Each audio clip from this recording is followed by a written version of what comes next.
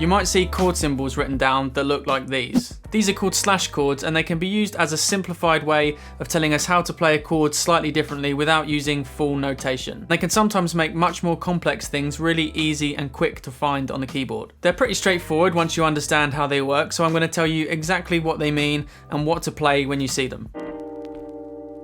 Unless you're using proper music notation which tells you exactly what notes to play, chord symbols just tell you what the chord is and leave you to come up with your own way of playing it. So you can really take the notes from the chord and play them in any which way that sounds good for whatever you're going for with the music. These can be played together or broken up into a pattern, but just to make things clearer, I'll play them together in this video. These are mainly used in more contemporary music. In a classical setting, this terminology isn't so much the norm, but you can still take advantage of this approach to help simplify what you're playing, understand and recognize shapes, and to memorize things whatever the music is you're learning. If the chord you need to play in a song is a G, for example, remember, unless a chord says minor or something else after it, it's major. What you'd commonly use as a starting point is some kind of chord voicing in your right hand. Voicing just means how you play the chord. Here's a G major chord. We have the notes G, B, and D, but I'm going to play it like this. I've just rearranged the order of the notes, but it's still the same notes, so it's still the same chord. The G's just on top now instead of on the bottom. Then to fill out the sound, you'll use a bass note. So if the chord we're on is G, your go-to bass note will also be G. That's called the root of the chord, the note the chord is named after. If we're playing an F, the root would be F. If we're playing an A, the root would be A, and so on.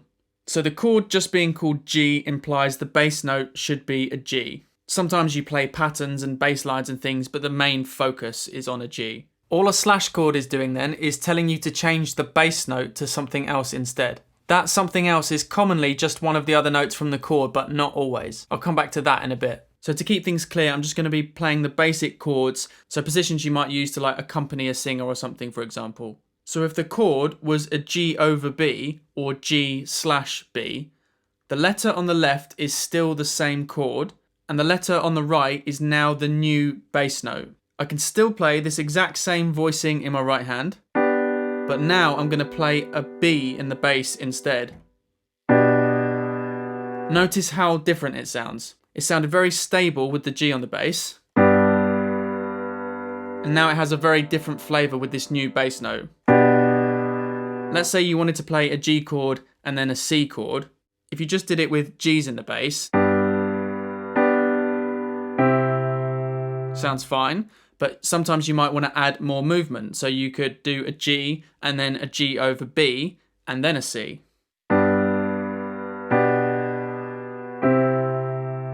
So it's kind of like we have a bit of a melody in the way the bass moves.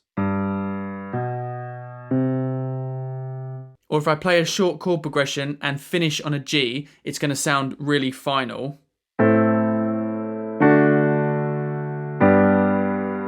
Now I'll play that again, but finish on a G over B instead.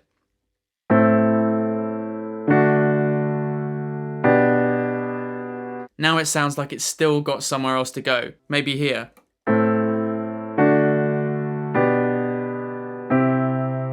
So you can use that when you want the tonality of a G, but you don't want it to sound completely finished yet.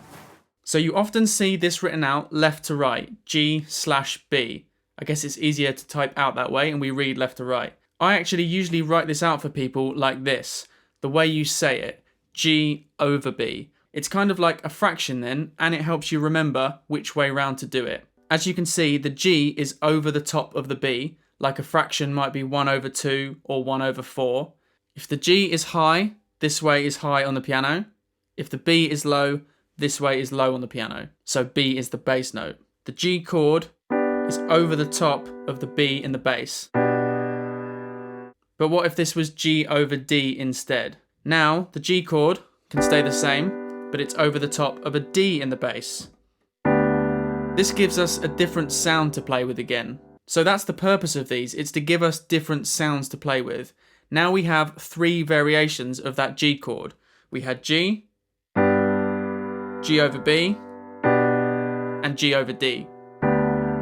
Just more creative options with different sounds we can use. A good proportion of the time, the root will always be the bass note in a chord, but these slash chords are not uncommon. These are really called chord inversions, but we often just use the slash chord names to describe these as well. So G is a root position, G over B is called first inversion, and G over D is called second inversion. The word inversion does also get used to describe a shape you might use, for example, in your right hand. So the way I played that G, I would describe it as a first inversion shape because it's over the B. But that's just to help me spot the shape. It doesn't matter what my bass note is. I'm going to do videos on those soon because they're incredibly useful for getting familiar with different ways you can play chords and for recognizing things on the piano. So the order you arrange your notes in on the piano always has an impact on the sound, but the low note is really important. It's like our grounding for the harmony, and the way we hear is that we hear the relationship these notes have to the starting low note. I've got another video coming up with examples of slash chords used in songs that really demonstrate that idea so you can understand and hear why people use them and what effect it has. What about a different chord? What about F over A? So I take an F major chord, put it over the top of an A in the bass. A over C sharp, take an A major chord, put it over C sharp in the bass. We can do this with minor chords too. So here I've got an F minor over A flat. F minor chord in the right hand and A flat as a prominent bass note. So that's essentially how to figure out how to play any slash chord. Play whatever chord it says over the top of whatever bass note it says. Let me know in the comments if you've come across any chords like this in a song or a piece of music and what it was, where you're playing a chord with a different note other than the root note in the bass. Remember, the chord may be broken up too, which is harder to spot. You don't always have to play it down together. And just quickly, if this video has been helpful so far, please give it a like, as that's really helpful for channels. In all of these examples so far, I've used either a major or a minor triad and just picked one of the other notes from the chord to use in the bass, the third or the fifth instead of the root. If you're not sure what I mean by third or fifth, I'm using intervals to describe how chords are built. Check out this video on building major and minor chords to learn more about that if you need. You can do this with other chords too though, so if you had a G minor 7 for example, now there's 4 notes in this chord, so you have an extra option. You could also have the 7th on the bass. The 7th is F, so if we put that in the bass, this chord would be a G minor 7 over F. And because you have the 7th in the bass already, you don't have to play the 7th in the right hand. You could get rid of that. So you might see this written down as a G minor over F as well. But it's really a G minor 7. Could also call that a G minor 7 in third inversion. D minor 7 over C. D major over C.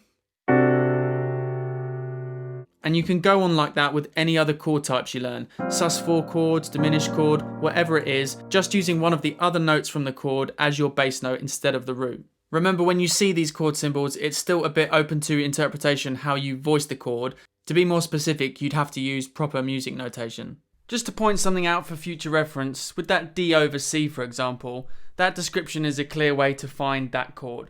But depending on what the chord is doing, how it's functioning with the rest of the music, the chord may be acting as a D7 because you've got a D over its 7th. The C is the 7th of D. But in another situation, it may be better to think of it as a C chord with some spicier chord extensions or extra notes added to the chord to make it sound more rich and colourful. You can also use slash chord notation as an easy, simplified way of writing down far more complex chords. The great thing is they're just as easy to work out how to play from the chord symbol as all the other ones we've done. But I'm going to do a separate video on analysing what's really happening with the chords because that is a bit more complicated. Essentially, you can create new interesting harmonies and sounds by taking a chord and this time putting it over a bass note that's not one of the notes already in the chord, so not one of the notes from the triad or the 7. The method to play them is identical though. You don't have to think about any theory or anything like that. Just play whatever chord it tells you over the top of whatever bass note it tells you. For example, B flat over C. B flat chord, C in the bass. The bass note is not already in the B flat chord. Or even B flat major 7 over C. There's tons of possibilities. Although I said you don't need to really be thinking about too much music theory to interpret how to play those chords from a chord symbol, it's actually really interesting because what they're doing is they're giving you these more colourful harmonies that you're playing with. I'm going to do videos soon on analysing these chords in a slightly different way to see how they're working, but thinking of them as slash chords can just be helpful for finding those shapes on the keyboard. I hope that was helpful. Please give the video a like if it was. Remember, I've got some other videos on slash chords coming up soon to take your understanding a bit deeper with examples from actual songs. Click subscribe if you don't want to miss that, or for any other content to help you develop your piano playing. Thanks for watching.